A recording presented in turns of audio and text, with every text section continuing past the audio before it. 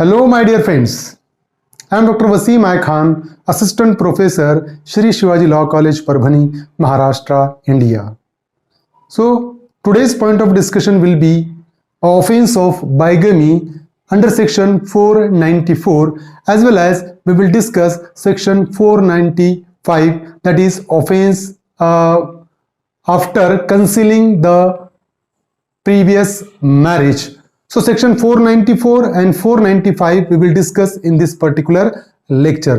तो आज जो हम डिस्कस करने वाले हैं वो ऑफेंस ऑफ बाइगेमी है, सेक्शन 494 और सेक्शन 495. ये दो सेक्शन आज के इस लेक्चर में हम डिस्कस करेंगे. साथ ही साथ हम डिस्कस करेंगे इन सेक्शंस पर पूछे गए question.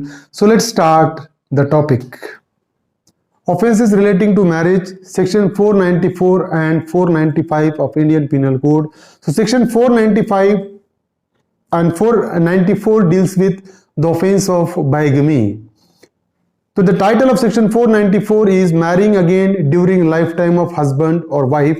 The offense of bigamy is mentioned under section 494. So whoever having a husband or wife living marries in any case in which such marriage is void by reason of its taking place during the life of such husband or wife. So suppose if any person, if a male person is there and if he is having his wife alive and during the lifetime of his wife, if he marry again with another woman, and if that particular second marriage is void by reason of its taking place during the life of such wife, then such person who solemnized second marriage will be punished under section 494, and that particular punishment will be imprisonment which may extend to 7 years and shall also be liable to fine. तो चाहे वो husband हो या wife हो, for example कि अगर wife alive है और अगर हस्बैंड दूसरी मैरिज करता है वाइफ के रहते हुए, और अगर वो दूसरी मैरिज अगर वाइड है, तो उस सिचुएशन में हस्बैंड को सेक्शन 494 में पनिशमेंट हो सकती है 7 साल तक की सजा और साथ ही साथ फाइन के प्रोविजन. एक बात यहां पर बताना जरूरी है कि ऑफेंसेस अगेंस्ट मैरिज है तो ये जब तक ऑफेंडर के अगेंस्ट में केस इनिशिएट नहीं होगा, जब तक एग्रीव्ड पार्टी पीड़ित जब तक कंप्लेन नहीं करेगी तब तक हस्बैंड पनिशमेंट के लिए लायबल नहीं होगा. मतलब अगर पहली वाइफ जब तक कंप्लेन नहीं करेगी दूसरी मैरिज के अगेंस्ट में, हस्बैंड को पनिशमेंट नहीं हो सकती है. तो एक बात ये ध्यान में रखना जरूरी है. तो सेक्शन 494 ये कहता है चाहे हस्बैंड हो या वाइफ हो, अगर उनका लाइफ पार्टनर अलाइव है और उसके लाइफ पार्टनर के एग्जिस्टेंस में रहते हुए दूसरी मैरिज अगर कोई करता है और दूसरी मैरिज होने के वो जो दूसरी मैरिज जो वाइड है, तो उस सिचुएशन में क्या होगा, हस्बैंड को या वाइफ को सेक्शन 494 में सजा हो सकती है 7 साल तक की और shall also be liable to fine. There are certain ingredients of section 494. The first ingredient is the first marriage should be legal. The first to held liable any person liable under section 494, his or her first marriage should be legal. तो अगर किसी person को section 494 में हमको liable ठहराना है तो तब लायबल ठहरा सकते हैं हम उसको जब उसकी पहली मैरिज अगर लीगल हो. तो अगर पहली मैरिज ही उसकी इलीगल है तो ये जो मैरिज है यही पहली मैरिज उसकी लॉफुल कहलाएगी. पहली मैरिज तो ऑलरेडी उसकी वॉइड मैरिज थी. तो अगर पहली मैरिज लीगल है और दोबारा वो मैरिज करता है तभी सेक्शन 494 में पर्सन लायबल होगा, otherwise not. Second essential of section 494 is that second marriage should have taken place. So when a person will be held liable under section 494, so when the first marriage is in existence and if the person solemnized second marriage, then only he will be held liable under section 494. तो उसकी पहली marriage existence में for example और वो दूसरी marriage करता है तभी सेक्शन 494 अट्रैक्ट होगा और पर्सन लायबल होगा सेक्शन 494 के पनिशमेंट के लिए. Third essential is that the first marriage should B existing, तो फर्स्ट मैरिज एग्जिस्टेंस में होना जरूरी है और दूसरी मैरिज वो करेगा तो सेक्शन 494 अट्रैक्ट होगा। अगर फॉर एग्जांपल फर्स्ट मैरिज अगर डिसॉल्व हो चुकी है, suppose if the husband has taken a divorce from the first wife and after taking a divorce if he solemnized the second marriage he will not be held liable under section 494. so at a time two marriage existence में नहीं होना चाहिए। अगर पहली divorce हो चुकी है दूसरी मैरिज वो करता है तो लायबल नहीं रहेगा सेक्शन 494 में। अगर पहली मैरिज एग्जिस्टेंस में है और दूसरी मैरिज करता है तो सेक्शन 494 अट्रैक्ट होगा और पर्सन को पनिशमेंट होगी। Fourth one is the spouse must be alive.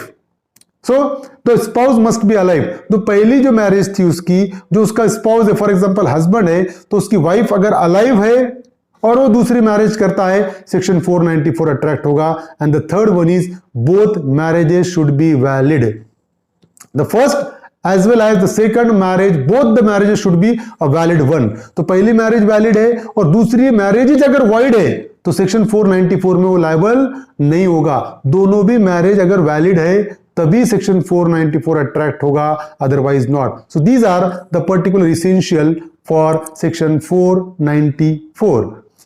Exceptions are there that his first marriage was null and void by the court of competent jurisdiction.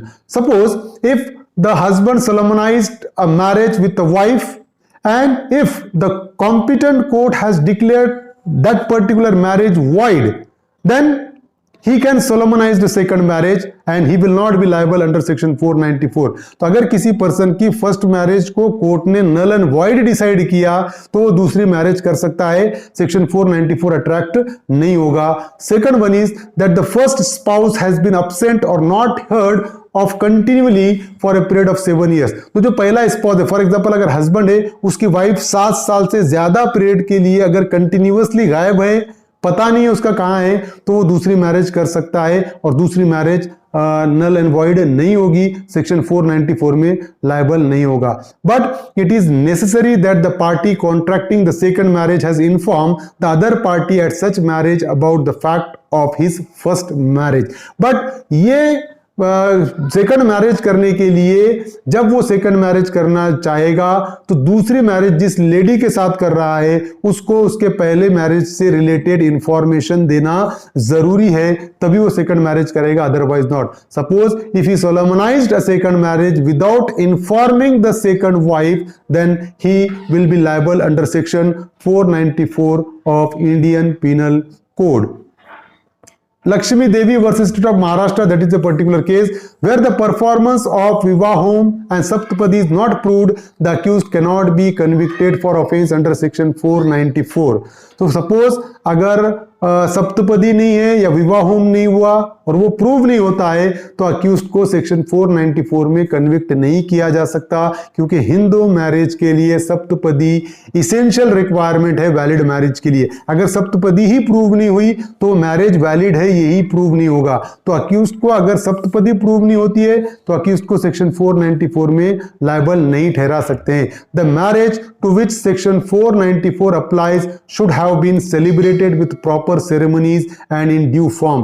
तो अगर किसी पर्सन को सेक्शन 494 में अगर लायबल ठहराना है तो उसकी पहली मैरिज वैलिड थी ये प्रूव करना जरूरी है, उसकी पहली मैरिज में सारे इसेंशियल सेरेमनीज परफॉर्म किए गए थे ये प्रूव करना जरूरी है, तभी सेकंड मैरिज के लिए बाइगमी के लिए पर्सन को लायबल ठहरा सकते हैं, otherwise not. Lakshmi Devi versus state of Maharashtra, a Hindu husband embracing Islam and marries second time during the life of first wife is guilty under section 494 of IPC। तो इस केस में court ने clear किया कि अगर कोई हिंदू है और वो सिर्फ इस्लाम इस इंटेंशन से कबूल करता है कि वो सेकंड मैरिज अलाउ है इस्लाम में और वो इस्लाम कबूल करके सेकंड मैरिज करता है तो सेक्शन 494 में वो पर्सन लायबल होगा। सिर्फ मैरिज करने के लिए अगर इस्लाम में कन्वर्ट होता है तो सेक्शन 494 में वो लायबल ही रहेगा, वो अवॉइड नहीं कर सकता है अपनी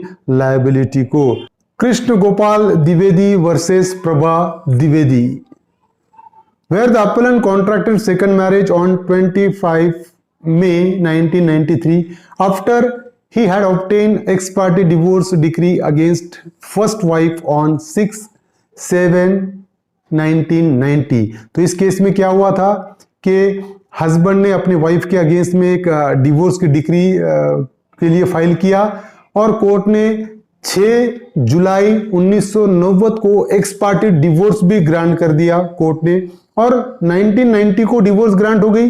तो उसने क्या किया, सेकंड मैरिज किया 25 मई 1993 को, 25 मई 1993 को उसने सेकंड मैरिज किया, जबकि उसको डिवोर्स की डिग्री कब मिल गई थी, 6 जुलाई 1990 में डिग्री मिलने के बाद, डिवोर्स होने के बाद उसने 25 मई 1993 में सेकंड मैरिज किया। However first wife got x party degree set aside on 31 मार्च 1994। लेकिन उसके बाद क्या हुआ कि उसकी फर्स्ट वाइफ ने वो जो एक्स पार्टी डिग्री जो कोर्ट ने 6 जुलाई 1990 को पास किया था, उसको सेट असाइड करने का लिए एप्लीकेशन किया 31/3/94 को, मतलब 31 मार्च 1994 को उसने एक्स पार्टी डिग्री को सेट असाइड भी कर लिया। उसने, कोर्ट ने सेट असाइड कर दिया कि जो डिवोर्स दिए थे वो कैंसिल कर दिया, कोर्ट ने सेट असाइड किया। It has held that the appellant could not be prosecuted for offense under section 494 of IPC। लेकिन कोर्ट ने क्या कहा कि भाई जब 1990 में एक्स पार्टी डिग्री पास हो गई थी, डिवोर्स कोर्ट ने ग्रांट कर दिया था, हस्बैंड को पता था कि डिवोर्स हो चुका है फर्स्ट वाइफ से, तब उसने सेकंड मैरिज किया, तो पर्सन को सेक्शन 494 में हम लायबल नहीं ठहरा सकते, भले ही 1994 में वो x party order set aside कर दिया हो कोर्ट ने या ना कर दिया हो, बट यहां पर कोर्ट ने यह कहा कि हम पर्सन को लायबल नहीं ठहरा सकते। So hence proceeding against the appellant liable to be cost.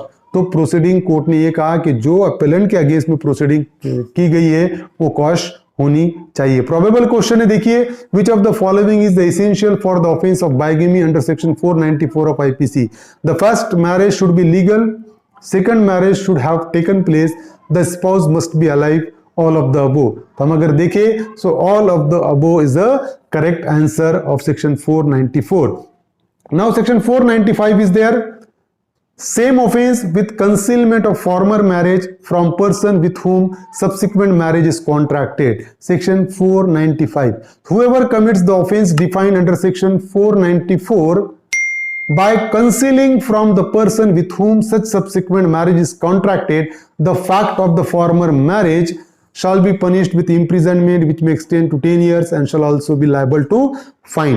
तो सेक्शन 495 ये कहता है कि फॉर एग्जाम्पल किसी की पहली मैरिज ऑलरेडी हो चुकी है और वो दूसरी मैरिज कर रहा है। सपोज एक पर्टिकुलर पर्सन है, मेल पर्सन है, उसकी पहली मैरिज हो चुकी है, वो मेल दूसरी मैरिज करना चाहता है किसी लेडी के साथ, और दूसरी मैरिज करते वक्त उस लेडी को अगर वो अपनी पहली मैरिज का नहीं कहता है, इंफॉर्मेशन नहीं देता है, फैक्ट नहीं बताता है, उसकी पहली मैरिज की सच्चाई अगर नहीं बताता है, वो कंसील करता है, तो ऐसे पर्सन को सेक्शन 494 में पनिशमेंट होगी 10 साल तक की सजा, और साथ ही साथ वो फाइन के लिए लायबल होगा सेक्शन 494 में। So these are the two section which we have discuss, section 494 and 495। I hope you understand this topic. If you understand this topic, please subscribe my channel, hit the notification button, hit the like button and share this video with your friends। Thank you very much।